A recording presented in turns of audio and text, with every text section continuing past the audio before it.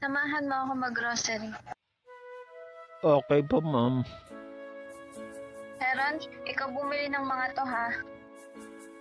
Okay po, ma'am. Naghiwa-hiwalay na kami habang namimili. Nagkita na lang kami pagtapos namin mamili. Tapos kumain sa fast food at bumalik na sa opisina. After outreach, pumalik na kami sa opisina. Back to work na naman. Well, okay lang. Kasama ko naman ang bakanto ko, ma'am, na si ma'am din. Haha. Nakalimang taon nang nagtatrabaho sa akin si Heron.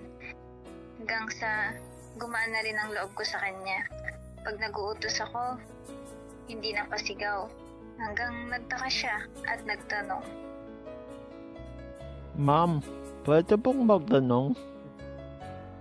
Sige lang Heron, ano ba yun?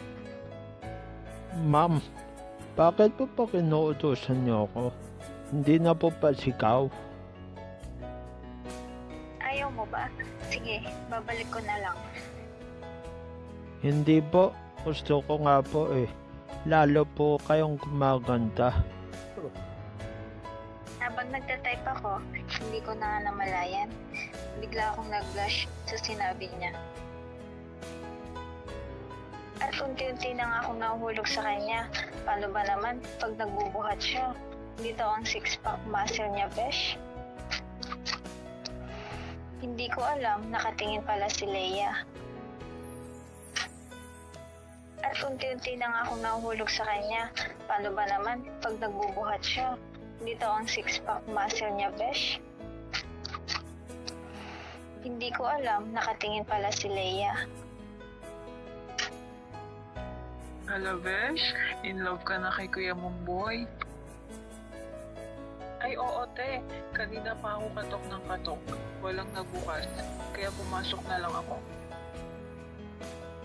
Si Heron, andyan na. Ayun, oh, te. Sa sulok tulog. Napatingin ako kay Heron. Nakatulog pala siya habang nagsiselfone. Oo nga, nakatulog na siya sa pagod.